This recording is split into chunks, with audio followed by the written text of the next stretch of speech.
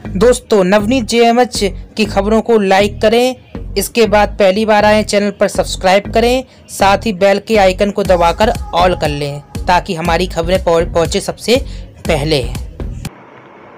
नमस्कार, नवनीत जेएमएच चैनल में आप सभी लोगों का एक बार फिर से स्वागत करता हूं। मेरा नाम है नवनीत जेएमएच। आपका भाई हमेशा आपके लिए खबरें लाता रहता है देश भर से, किसी भी राज्य से आंगनबाड़ी बहनों। चैनल को सब्सक्राइब करके बेल को दबा लीजिए ताकि आपको आपके काम खबरें मिलती रहे। चलिए बताते हैं, एक पत्र हम आपको स्क्रीन के सामने दिखाने वाले हैं। इस पत्र में लिखा हुआ है 31 अक्टूबर यानी कि सरदार पटेल जयंती है और इस दिन आंगनबाड़ियों के लिए क्या अहम खबर है। चलिए देखते हैं इस पत्र में क्या लिखा हुआ है।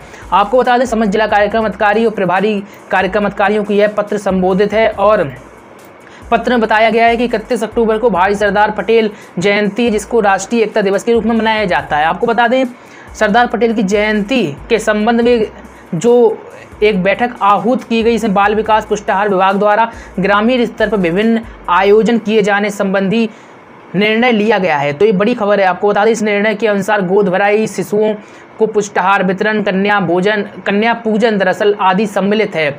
राष्ट्रीय एकता दिवस यानी कि 31 अक्टूबर सरदार पटेल की जयंती को ही राष्ट्रीय एकता दिवस के रूप में मनाया जाएगा और इसी कारण से निर्देशित किया गया है कि 31 अक्टूबर को ग्रामीण स्तर पर विभिन्न कार्यक्रम जो होंगे, गोद भराई कार्यक्रम, शिशुओं को पुष्टाहार वितरण, कन्या पूजन आदि का जो आयोजन किया जाएगा सरदार वल्लभ भाई पटेल की जयंती के अवसर पर। तो ये जो है आदेश आया है, सभी जिला कार्यक्रम अधिकारियों को दिया गया है। अब जिला कार्यक्रम अधिकारी तो आदेश का पालन करवाएंगे, वो करेंगे तो नहीं, ऐसा तो है नहीं कि भाई गोद भराई कार्यक्रम वही कराएंगे। जाहिर सी बात है कि आंगनबाड़ी कर्मियों को ये करने पड़ेंगे। इसी कारण से आंगनबाड़ी बहनों के लिए महत्वपूर्ण खबर है।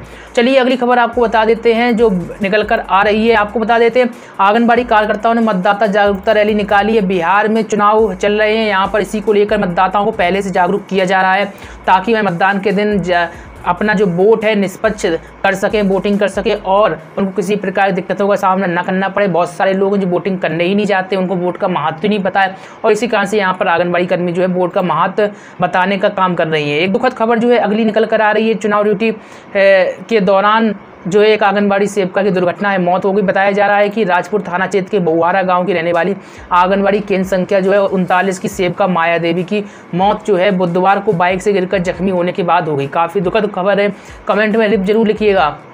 उत्तर प्रदेश के अमरोहा चलते यहाँ पर एक अच्छी खबर निकल कर आ रही है। आंगनबाड़ी केंद्रों पर ड्राई फूड और महिला समूह को जो है आपूर्ति की जिम्मेदारी दी गई है। आपको बताया अब आंगनबाड़ी केंद्रों पर ड्राई फूड यानी कि सूखा राशन वितरण किया जाएगा। इसकी सप्लाई करने की जिम्मेदारी समूह से जुड़ी हुई महिलाओं को दे दी गई। दरअसल सरकार ने सप्लाई के माध्यम से महिलाओं को रोजगार देने की पहल शुरू कर दी है। बाल विकास विभाग इसके लिए कवायद शुरू कर दी है। कुपोषण से जीतने के लिए अब आंगनबाड़ी केंद्रों पर ड्राई फूड वितरण किया जाएगा। बाकी सब जानकारी वही जो लगातार आपको देते रहे, फिर भी आप नए हैं तो बता दें, ड्राई फूड यानी कि गेहूँ, चावल और दाल दी जाएगी। इसी के साथ ही जो घी और सूखा पाउडर भी है, दूध का पाउडर जो वितरण किया जाएगा। जब तक पुष्टाहार वितरण प्रक्रिया शुरू नहीं हो तब तक ये सब प्रक्रियाएं जो है ड्राई राशन के तौर पर लाभार्थियों को वितरित की जाएगी। खैर अगली खबर आपको बता देते हैं, बनारस से निकल कर आ रही। दरअसल राज्यपाल उत्तर प्रदेश की निगरानी में विकसित होंगे मॉडल आंगनबाड़ी केंद्र। आपको बता दें, वाराणसी में देश के पहले मॉडल ब्लॉक सेवापुरी में आंगनबाड़ी केंद्रों को अत्याधुनिक बनाने में राज्यपाल आनंदीबेन पटेल का मार्गदर्शन मिलेगा।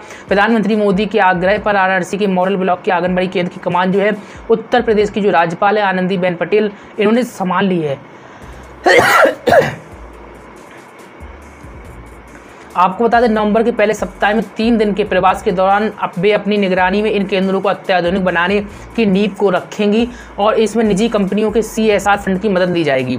आपको बता देते हैं, सेवापुरी ब्लॉक के आंगनबाड़ी केंद्रों को जनसुलभ बनाने के लिए यह कवायद की जा रही है। पिछले दिनों सेवापुरी ब्लॉक के विकास कार्यों की समीक्षा के दौरान प्रधानमंत्री मोदी ने प्रदेश की राज्यपाल आनंदीबेन पटेल से इसकी निगरानी का आग्रह किया था। राज्यपाल कार्यालय ने जिला प्रशासन को पत्र लिखकर आंगनबाड़ी केंद्रों की वर्तमान स्थिति की जो है रिपोर्ट मांगी है। तो कहीं ना कहीं बड़ी खबर जो है निकल कर आ रही है। आपको बता देते, CDO उत्तर प्रदेश से खबर निकल कर है। कानपुर देहात की CDO का कहना है कि सूखा राशन वितरण कार्य में लापरवाही अगर की गई तो कार्रवाई होगी। आपको बता दें, राष्ट्रीय आजीविका मिशन के तहत गठित समूह की महिलाओं से सूखा राशन वितरण किया जाना है। अगर इसमें किसी प्रकार की लापरवाही हुई तो कार्रवाई की जाएगी। यह बात जो है जो CDO हैं सौम्या पांडे, इन्होंने विकास भवन में एक समीक्षा बैठक की और इस दौरान इन्होंने कही। CDO ने यह भी कहा है कि 100% समूह की भागीदारी हो और आंगनबाड़ी केंद्रों बट रहे सूखा राशन की गंभीरता से जिम्मेदारी सौंपी जाए। नवंबर से आंगनबाड़ी केंद्रों में वितरित होने वाले पुष्टाहार को समूह की महिलाओं से सूखा राशन के रूप में वितरित कराने का जो है डिसीजन लिया गया है। जनपदों में समूह के द्वारा सूखा राशन वितरण हेतु लक्ष्य जो है 758 राशन की दुकानों के सापेक्ष अभी तक जो है 364 ये जानकारी निकल कर आ रही है। SHG की मैपिंग की गई है। समस्त सचिवों को अगले 2 कार्य दिवसों 100% मैपिंग कराने की भी डायरेक्शन यानी कि दिशा निर्देश दिए गए हैं। तो ये अपडेट निकल कर आ रही है। अगली खबर आपको बता देते हैं, उत्तर प्रदेश के प्रयागराज से निकल कर आ रही भारतीय मजदूर संघ उत्तर प्रदेश प्रयागराज इकाई की ओर से प्रधानमंत्री और श्रम मंत्री को संबोधित ज्ञापन उप श्रमायुक्त को सौंपा गया। इसमें आंगनबाड़ी कार्यकर्ता, आशा, मिड डे मील वर्कर, रसोइयों को सामाजिक सुरक्षा प्रदान करने के साथ ही पूरे देश में जो है एक कानून के तहत न्यूनतम वेतन लागू किए जाने की मांग की गई है। तो ये मांग आज से नहीं हो रही, मांग काफ़ी समय से हो रही है और लगातार ज्ञापन पर ज्ञापन भेजे जा रहे हैं। आपको बता देते हैं अब मानदेय से जुड़ी हुई खबर है। मानदेय से जुड़ी हुई खबर इसलिए क्योंकि अभी आपने खबर देखी होगी कि उत्तर प्रदेश से मानदेय आने वाला है और आपको देखने को मिलेगा कि मानदेय आ रहा है। इस समय हालात इतने गंभीर हो गए हैं, आप देख रहे हैं किस तरीके से महंगाई बढ़ती चली जा रही है, लेकिन हालत आंगनबाड़ी कर्मियों की अच्छी नहीं है। उत्तर प्रदेश में बहुत ही बुरे हालात हैं।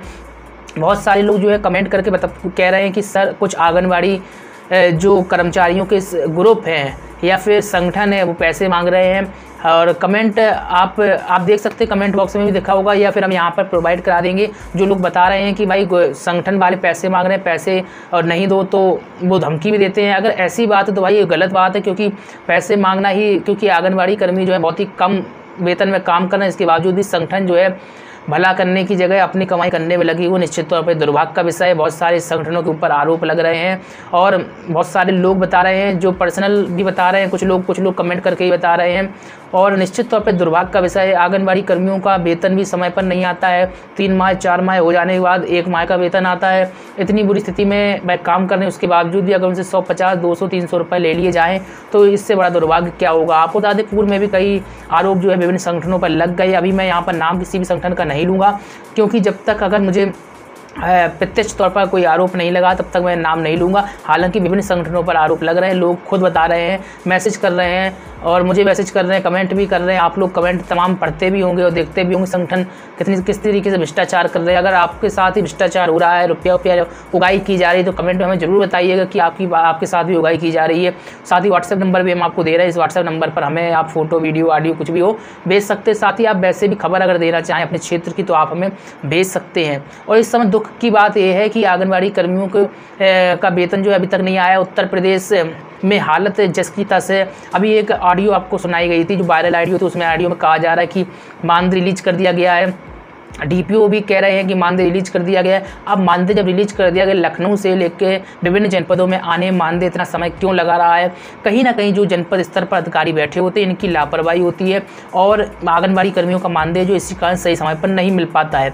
आप देख रहे हो कि महंगाई कितनी ज़्यादा बढ़ गई है, सब्जियों के दाम आसमान छू रहे हैं। आलू ले लीजिए, टमाटर ले लीजिए, मूलभूत चीज़ें हैं वो हम आपको यहाँ पर बात कर रहे हैं। इतनी महंगाई में होने के बावजूद भी यहाँ पर मानदेय की स्थिति अच्छी नहीं है। उत्तर प्रदेश में आंगनबाड़ी कर्मियों की बहुत ही बुरी हालत है और यहाँ पर मानदेय इतना अल्प है कि इसके बावजूद भी आंगनबाड़ी कर्मियों का मानदेय समय पर नहीं है। कभी बजट नहीं रहता है, कभी विभिन्न पहलुओं पर मानदेय नहीं आने की वजह बता दी जाती है कि भाई बजट नहीं है। अभी बजट आ जाता है तो आधा अधूरा बजट आ जाता है कि आधा अधूरा बजट आए, इस कारण से आधी आंगनबाड़ी कर्मियों का भुगतान होगा। 2 से 4 दिन में आधा बजट आएगा, उसके बाद जो आधी आंगनबाड़ी कर्मी बचे हुए उनका भुगतान होगा। यही सबसे बड़ा दुर्भाग्य जो है उत्तर प्रदेश में देखने को मिल रहा है। अन्य राज्यों में भी ऐसी सिचुएशन, सरकार इस विभाग को ऐसे तौर पर चला रही, अस्थायी तौर पर चला रही है। मतलब जब तक चल रहा है काम चलाओ तरीके से विभाग को चलाने में जुटी हुई है और सभी अपनी अपनी राजनीति करने में जुटे हुए हैं। चुनाव से पहले आंगनबाड़ियों को बड़ा प्रोपेगेंडा किया जाता है, भाई वादे किए जाते हैं, उनको परमानेंट कर देंगे, ये कर देंगे, वो कर देंगे। अभी जैसे तेजस्वी यादव बिहार में वादे कर रहे हैं।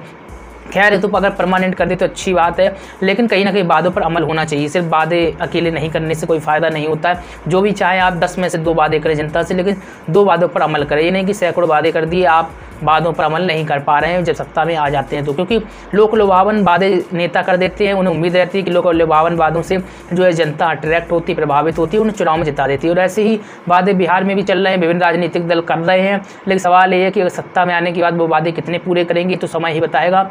खैर हमारा ये चैनल जो है, इस चैनल पर सिर्फ आंगनबाड़ी बहनों से जुड़ी हुई ही खबरें उठाई जाती हैं, उनकी समस्याओं को बताया जाता है। देश किसी भी रास्ते से चैनल को सब्सक्राइब कर लीजिए, बेल को दबा लीजिए, लाइक और शेयर करना मत भूलिए। अगर आप हमारी बातें पसंद करते हैं तो सब्सक्राइब सब्सक्राइब करिएगा, वरना नहीं। और सब्सक्राइब करने के साथ बेल को दबा लिया करें ताकि आपको नोटिफिकेशन मिलती रहे। साथ ही लाइक और शेयर कर दिया करें। कमेंट में अपना बहुमूल्य मत जो है ज़रूर रखा करें, 2 शब्द जरूर कहा करें हमारे चैनल के लिए, और आपको हमारी खबरें कैसी लगती है उसके बारे में। मिलते हैं आपसे नई अपडेट में। साथ ही पर्सनल अगर आप जुड़ना चाहते हैं, इंस्टाग्राम चलाते हैं तो आप इंस्टाग्राम की आईडी कमेंट बॉक्स में पिन की हुई मिल जाएगी, या फिर नवनीत JMH सर्च कर लीजिए इंस्टाग्राम पर, डायरेक्ट आपको मिल जाएगी। मिलते हैं आपसे नई अपडेट में। नमस्कार।